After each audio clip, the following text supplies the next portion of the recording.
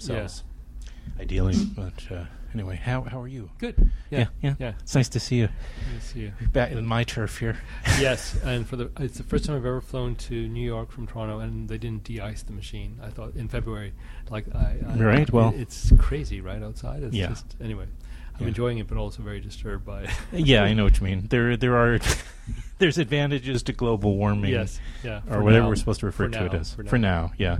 Just as long as I don't. Do you have kids? Yes. You do? 22. Oh. Yes. 22 kids. That's incredible. No. That's very, very impressive. I have a 22-year-old. Yes. Yes, I have 22 children. That's well, you are Canadians, and we, yes, the reputation they have. We have a crazy reputation that way for being very. That's all we do up there. Fertile. Anyway, yeah. Well, it's always been my sort of. It was my observation that. It seems like the entire Canadian population seems to hover just a few miles above the U.S.-Canadian border. Yes, within 200 miles. Is most of our major cities, yeah. It is. That is English Canada is. We are completely besotted with American culture because, especially growing up, when I did, we had access to all the American TV stations. This is way before the internet, of course, but it was so we're both completely aware of this culture and yet kind of standing apart from it. So that's why I love in this film this moment where he goes north, passes the border. It's sort of like a delicious kind of comment on the difference in the two cultures. Oh yeah, this film meaning Remember, which is your new movie, which stars Christopher. Well, but I actually kind of we did touch on it. I didn't remind Falco that I did something with you already back a few months ago, early fall, around the time of TIFF and Woodstock, because I just figured, well, I don't know. I just, the less they know. So I just thought this is good to revisit it because it's terrific, and Martin Landau's in it, and of course the great Christopher Plummer, who, again, most Americans just assume he's British. He, of course, is a Canadian, but I don't think a lot of people know that. Well, Christopher Plummer's Canadian. He's Canadian, but he's coming from a certain Canadian aristocracy, I would say, and he's very steeped in a particular part of Canadian culture which we've lost. He comes quite literally from a kind of a very distinguished family in Montreal, and it was very a wonderful mixture of both classic Anglo-Canadian, almost colonial upbringing, great vestiges of the empire, but also within this very fertile French-Canadian culture. So if you read his autobiography, he's written this wonderful autobiography called In Spite of Myself, and you understand understand how unique his upbringing was, but also how he happened to always be, in terms of his career, the right place at the right time. He was in London, acting just at the peak of when the National Theatre was being formed. He was on Broadway at the golden age of Broadway. He was, doing these European co-productions when that was the most glamorous place to be. And he understands that about himself, how fortunate he's been, and these amazing experiences he's had. And he really writes about it quite deliciously. When did that book come out? A few years ago. I've just lapped it up. I've read it twice because it's so well written. It's so amusing, so funny, and I is he funny? Yes, he's the best person to have an evening with or to go for dinner with. He's just an incredible raconteur, and he has incredible anecdotes, and he's very amusing. But he does have this kind of clipped British quality to him, and it's I can understand why people think he's a Brit, but he's resolutely Canadian. He's very proud about being Canadian, and it's embedded in his psyche. Mm-hmm. And of course, we have these iconic images of him that are forever ingrained in our heads, in our brains, because you and I assume maybe within a few years of age, and we're as children, of course, where we were introduced to Christopher Plummer, of course, with Sound of Music and he was very, very, very I remember seeing. stern. My wife is obsessed with that film, as many women are. She's seen it like 35 times. Right. And so wait, so she must have practically renewed her vows with you. Well, when you cast Christopher Plummer. Well, I first cast him in a film that I made called Arat, and it's been a long time. I almost forgot about that. That was the first time we had contact with him, and she has aided and abetted his chocolate addiction. He loves fine chocolates. My wife loves chocolates, and quite. I would say with almost maniacal glee, has presented him with a wide variety of different chocolates over the years, which he's very grateful to receive, because he is he loves nothing more than being spoiled. He's just someone who luxuriates in the attention of anyone, but especially women who adore him, and they all bring forth and shower him with fine chocolate. Fine chocolate is the key to his heart. Well, he's earned it at this point, I would say. Yes, he's earned fine chocolates. Yeah. Yes, as a matter of fact, between takes, I would just sort of like reward him with chocolates. I personally, give you credit for discovering Sarah Polley, but I don't know if you take credit for that. Well, no, not entirely, because she was known as a child star. Already? But I And when I cast her in Exotica, I was doing it rather perversely because of the character she was playing in that movie as a very young actress. But while we were shooting those scenes, I was completely blown away by the talent of this young woman, and then wrote the part of Nicole in Sweet Hereafter for her. And I probably introduced her to a larger public as a feature film actress, but she was known in Canada. Yeah. Oh, sure, and it was probably at the beginning of an arc around that time for you professionally, in terms of like the what was going on with films of that sort in terms of festivals and independent film kind of becoming all of a sudden on more sort of in the public purview. And yeah, I mean, your film kind of came up during that time. I very much rode that wave from the beginning. I made my first feature in '84, and it was a notable year because it was the year Jim Jarmusch made Stranger Than Paradise. It was the year the Coen brothers made their first feature. Lee, I believe. Spike Lee with She's Gotta Have It. She's Gotta Have It. Yeah. And no, that probably came just slightly after. Slightly after. Slightly though. But he had made a short before that. But the Coen brothers made Blood Simple that year as well. Okay. And it was it's an incredible time. It was the beginning of this movement. I mean, it started a couple of years before, I would say. Obviously started before that, well before with John Cassavetes. But then there was the filmmakers that came out in John Sayles and Charles Burnett. Charles Burnett, Sheep. good. Right. And these were really important films that. There were always independent films. I think about John Cordy. I think about Elaine May. I think about there were films that were being made outside of the system. Oh sure, Robert Downey Sr. Going back even further. But the momentum really began in the mid '80s, and of course the breakthrough year was '89 with Sex, Lies, and Videotape, and then it changed, and I was making films all through those years, and certainly.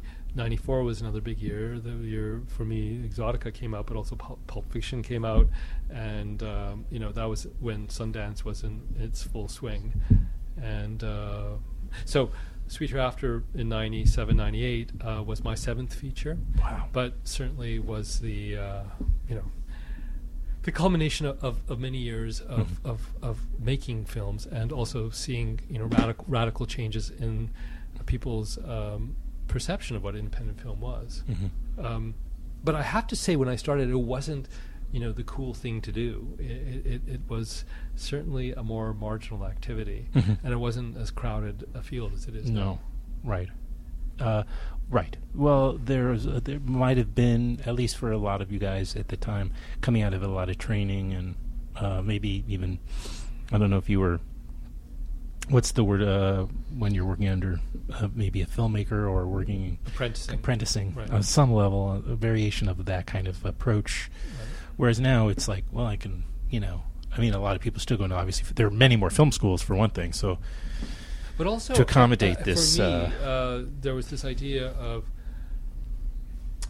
because I wasn't coming from wealth, and films are expensive, there was this idea of graduating to the technologies that allowed you to make images the way you wanted. So you would start with Super 8, and you would aspire towards 16 mil black and white. And maybe one day you would have color, and then 35 millimeter, which just felt like that was a whole huge leap forward. Sure. And then it was, could you sometime maybe think of Dolby, and every step warranted more confidence from investors that you were deserving of that, and that you could return that investment.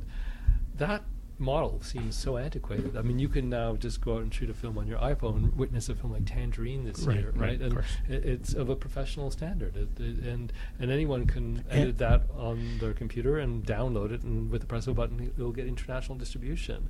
The question then is, like, how do you get people to watch it?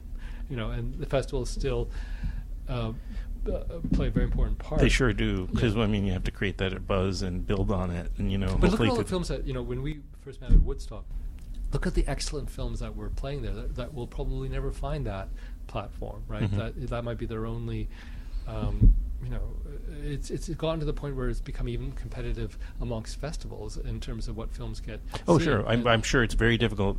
You bring up Woodstock as a great example, because I think its proximity to New York. It has gets a certain amount of people to come up there, and it has its own brand recognition from, of course, its own history, that town. But otherwise, I think that's the advantage they have. But otherwise, they're struggling to get quality films, especially in the narrative area, because it's everybody wants to get that top festival, or one of those top market festivals, and is it, without necessarily getting into great detail about it, but is it easier? Is it gotten harder again to make a film the size of Remember? Is it? Well, of course you Remember do have is difficult just because it's the first film I've made that has won so many audience awards. I mean, it just recently at the Miami Jewish Film Festival, at festivals through Canada, through Europe. So when people see it, they really connect. But it's a difficult film to get people to see because of the subject matter, and it's a difficult film to market. The thrill of the film, and it is, I think, really exciting to watch, but it comes in a way that's unexpected, and it provokes an amazing conversation once people have seen the movie. But it's a difficult conversation to have before you've seen it, in terms of who this character is. Yeah. And I could say that he's the most unique character I've come across. In any of the films I've made, he bears no resemblance to anyone you've read about in a book or novel or seen in any other film. He's singular. Zev, this is played by Christopher Plummer. This character of Zev is really fascinating, but you can't really talk about why he's so fascinating until you've seen the movie. No, I know. We touched on that quite a bit before too. And did you had him in mind? From the very get-go, of course. Because I'd worked with him before. Right? No, all right, yeah. So, and he was all in from the moment. He was all in, and same with Martin Landau, someone else I'd worked with before. Dean Norris, who was exceptional in the film, was someone I met at a festival in Rome, and we got along, and so that thing that you do very often when you meet someone that you like, we should do something together sometime. And then I read the script. I thought that's the thing to do with Dean Norris. Yeah, and he's quite exceptional in this movie. And the son is played by Henry Tierney. Who he's also Canadian. Yeah. He is Canadian, because I've seen him in so many things. Yeah. He's always good too. Yeah, and it's opening in March. March 4th. March 4th now. Yeah. Okay. And it will be no doubt in Toronto, I'm assuming. It's already open in Canada. It's done very well. And it did. Yeah. So I should have asked that. I shouldn't have put it. So it would have been nice to have opened in both countries at the same time. It didn't work out that way. So it's opening here in March 4th. Oh, okay. Yeah, but wait. So it's already played in Canada? Is it already had its run? Yes. Okay. Yes. And it's nominated now for the Canadian Screen Award, or like our Academy Award for Best Picture. And Chris is also nominated for Best Actor. So that's coming up, I guess. Chris. Yes. Is. Oh, that's amazing. Yeah. When you refer to him as Chris, I'm thinking of somebody else. I know what you mean. It's obviously a closeness and an affection together. When did it dawn on you that this idea of being a filmmaker? I first got into theater. I mean, at school I was writing plays and performing plays with my friends, and then this was on the west coast of Canada, and then I went to university in Toronto, and in my first year I approached the Drama Society and with this idea for a play, and they turned it down. That you conceived of? I conceived it. It was an original play, and I was so shocked because I was in the town I was growing up in Victoria, BC, on the west coast. I was a very big fish in a small pond. Suddenly, there were lots of people who want to put on plays, but there weren't that many people who were using the film club at the university. So out of spite, I kind of took my idea and said, "Okay, I'm going to make it as a movie." And no one else was no one else was using this equipment. I mean, the university had it, so I just made a movie. And the moment I put a camera in my hand, and it was a spring wound Bolex. The moment I started playing with this, I realized that this is what I wanted to do. It just felt like the camera was such a powerful way of expressing and defining this character, and I don't know. I became completely entranced, and I started watching movies, and oh my God, I was watching so many films that I still use. How did you see them? Because there was a film studies program. Okay. I didn't study film. I was studying political science and international relations, but I had access as a student to these prints. So I was watching these. They didn't have videotapes at that time. It was 1977. They were just beginning to get videotapes. So I was, stringing, these films through a projector and watching these classics. You were like all these Antonioni films, Fellini films, and I was watching 16mm prints. All the great auteurs and that kind of thing. It was a wonderful experience. To open you up, and so you'd watch them, but in the theater, I watched them in a small room at the Media Commons of the University of Toronto. I would. You would have to book a projector, you would take it in, you would string it up, and it was just a very physical experience of what cinema was. Yeah. And it actually really related to the fact of how I was making these films, because it was, again, I was shooting in 16mm, I was shooting with the Bolex, so I was stringing, hand, loading my camera as I was hand loading also this projector. So there was a wonderful, I never thought about it this way, but there was this physical way of understanding these classics somehow related to something I was making myself, and that was really indelible. Wow. Did the film that you made in that time, did it have sound? It had, but it was all post-synced. It was like we didn't have, because the Bolex is very noisy. You can't record sound. I mean, all this seems so antiquated, right? I understand. It's crazy. Like thinking about the sound of a Bolex, and you can't record unless you blimp the camera, and even then it would be very difficult. What is that? These things seem so antiquated. I mean, it's funny. I'm even talking about them. I haven't even thought about that for so long. But we added the sound later on as a separate track. As a matter of fact, to give you an idea of how primitive this all was at the time. We went into the mixing studio, and I didn't even. I thought that you had to kind of record it all in one go. That you couldn't go back and make. So we had. I brought in there was a piano, there was a microphone, and we just sort of set it on record, and we basically went right to optical print. So it wasn't even mixed. It was just sort of like it was. So all, you could never redo it. No, in other words, it was all amazing. Because it was less expensive to do that way. But it was risky. Risky. Yeah. But all these things are, they become part of your idea of what film is, right? Sure. And so it's very difficult for me at some level to give advice to young filmmakers, because my formation is so particular. It's like rooted in another time. I have this talk coming up in a couple of months to graduating film students, and I'm kind of dreading it because I don't quite know what to tell them, because my experiences are just so drastically different from what they're but isn't it all about storytelling essentially, right? And connecting to the characters and absolutely. To the story. And so, really, in that regard, it goes back to the cave painting days, right? So you could talk about that. Yeah. Do you have any idea what you're? I'm writing. It's a little early. I'm writing a new script. And you are. I'm now.